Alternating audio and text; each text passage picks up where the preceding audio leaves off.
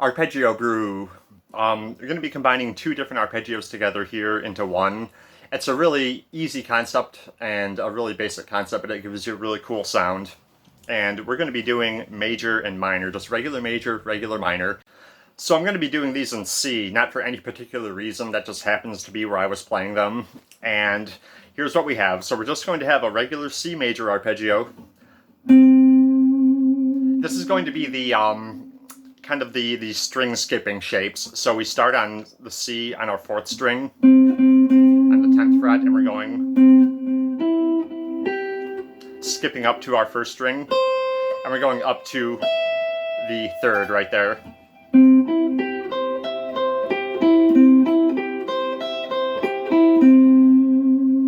Easy. Now let's take a look at the C minor, same sort of a thing, and this one goes like this.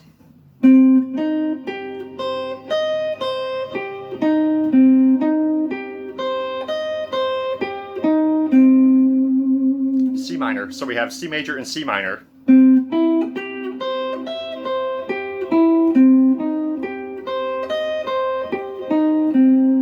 Now we're just going to combine those two into one, and so we're going to wind up with something like this.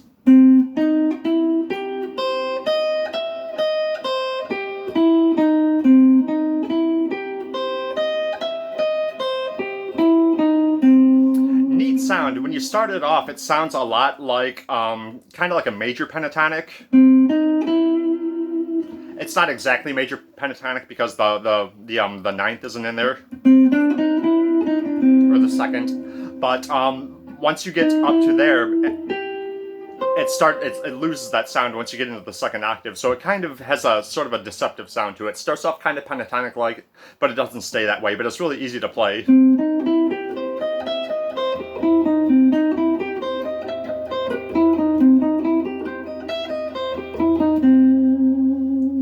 And this will work over really anything that has those notes in common. It'll work over a major chord. It'll work over a minor chord, but I would kind of avoid using it on a minor chord that's part of a very minor sounding progression. You know, if you're doing something like, say you were doing like a C minor, and then you had like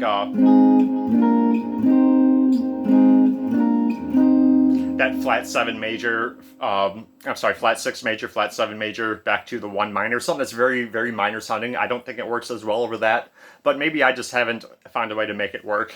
But it works over like a 7th chord. It'll work over a 7 sharp 9 chord, because a 7 sharp 9 chord, the sharp 9 is actually the same thing as the major 3rd, and then because it's a 7th chord, it has a major 3rd in there, so it already has those notes in it, and it has the 5th as well, so all of the notes actually line up in a 7 sharp 9 chord.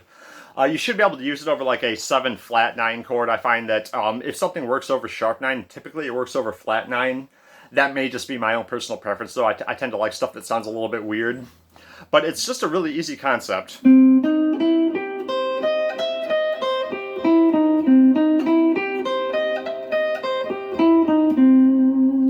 And you can do something a little more musical with it like this.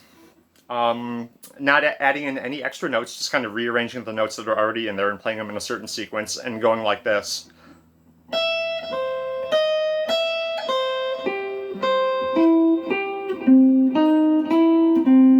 It has like these built-in kind of bluesy sounded cadences in there.